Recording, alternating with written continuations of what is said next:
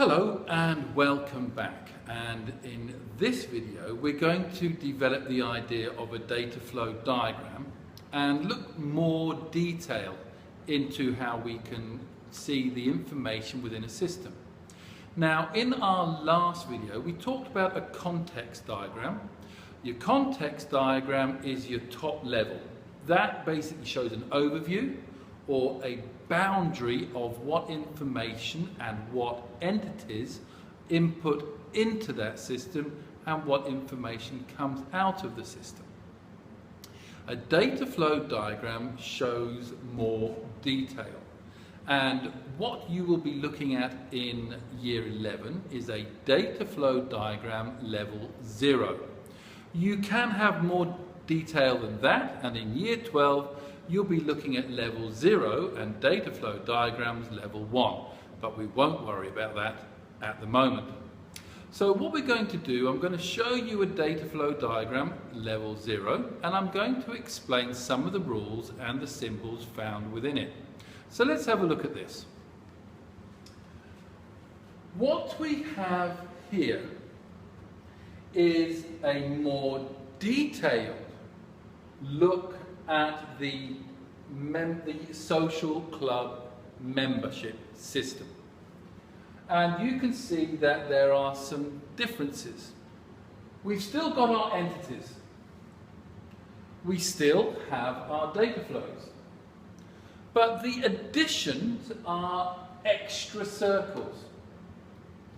And these are called processes. We also have a far greater number of data flows, and we'll look into that shortly. The first thing to take note of is the entities, and to remind ourselves what we have. Entities are people, or jobs, or things, and they exist outside the system itself, but they interact with the system. So they are responsible for information coming from the entity into the system and from the system into the entities. Now, I'd like us to focus just for the moment on this section here, because what you see is that the member entity, and remember with entities, these are nouns, so member or a member, a social club committee, a local newspaper. What we have here for this entity, we have information coming from that entity, in this case member details. So this entity is a source, but there is information coming from a process into that entity, in this case details confirmation. So this entity is both a source and a sink. Now, in data flow diagrams we want to try and make it easy for people to read.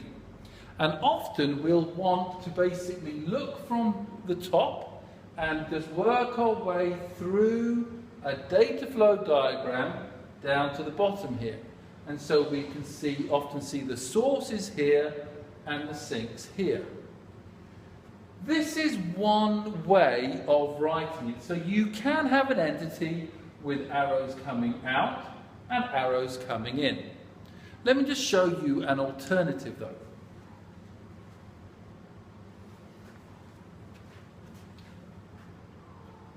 What we have here is a blown up version of that little section in the data flow diagram. We have our member entity, and we have information coming from the entity into a process. The difference here is this, is that the sink, or the information coming from the process back to the entity, is shown on a different square. It's still the same entity, it's still member, but to show that this is a sink, to show that information is going to this entity, we can draw a diagonal line there. So on this diagram, we are seeing a source where only information is coming out, and we are seeing a sink with a diagonal line where only information is coming in. You'd probably have that with a more detailed data flow diagram, but I'm simply showing you that this is another way to write it. Let's go back to the original one.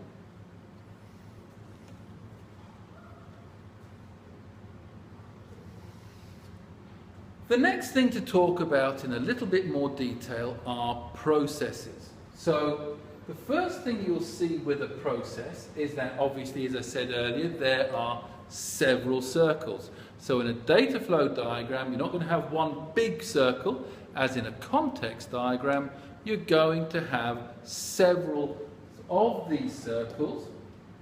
Each circle has a number. So we have 1.0, 2.0, 3.0, 4.0. Now the numbers do not have to be sequential. So one process here does not necessarily mean that there's another one here which naturally flows. The numbers are simply there to show that it is a different process. The important thing, though, when labeling processes is that you use a verb. So here we have add new member, add activity, compile monthly newspaper, create advertisement. So it's very important to make sure that we are using a verb. Another thing to bear in mind is that when you look at all of these processes, you have data coming in and you must have data coming out. So for all of these processes, you can see that data is flowing in, data is flowing out, data is flowing in, data is flowing out, in and out. So you must have at least one inflow and at least one outflow. You cannot have information coming in and nothing coming out. That would make it a black hole. Or you mustn't have nothing coming in and something coming out. That would make it a miracle. So what we also have is that when information comes into a process, we're not interested in how that process is taking part.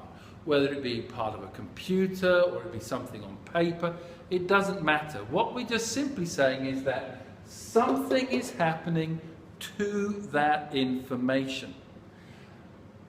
Once it comes out of that process, it needs to have a different name. So here we have member details going in, detail confirmation coming out. Or in this case, upcoming activities details, and then what's coming out, advertisement details. So you need to make sure you have different descriptions going into a process and coming out.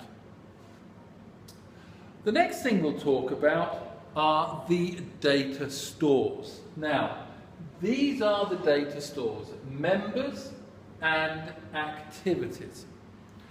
We're not interested in where it's being stored. So, for example, members and activities could be being stored in a diary, a book, filing cabinet, computer. It doesn't really matter. What we're looking at here is what information is being stored. Now, the same thing applies here. What you have is information coming in and information coming out. So if information comes into members, then it has to come out again. If it's just going in and it's not coming out, then it's a black hole. If there's nothing coming into storage and something is coming out, well, that makes it a miracle. So you need to make sure that you've got both things going on there. The other thing to take into account is that a data store is a noun, and it's reflecting what the information is. So members, activities, this is the information. As I said earlier, it's not reflecting what type of storage it is. Finally, we come on to we come on to the data flow. Now, with these arrows, they need to connect to the entity and connect to the process. And there is an arrow at the end, obviously showing the flow of where that information is going. So please make sure that you have that they should directly connect to the source and the destination. So all of these are connecting somewhere. They're not stopping in the middle of nowhere. I think it's an idea just to show you where the system and how it connects. So we talked about the context diagram, and we talked about that great big system. If I was to superimpose that on this diagram here, the context diagram circle, the system, would be this. So this is the boundary.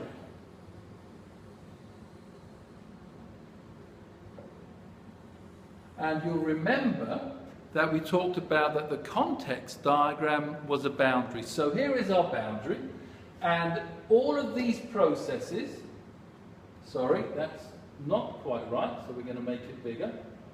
Let's just do that again. So this circle should actually go down here because it's covering all of the processes. There we go, that's better. So this is the context diagram circle.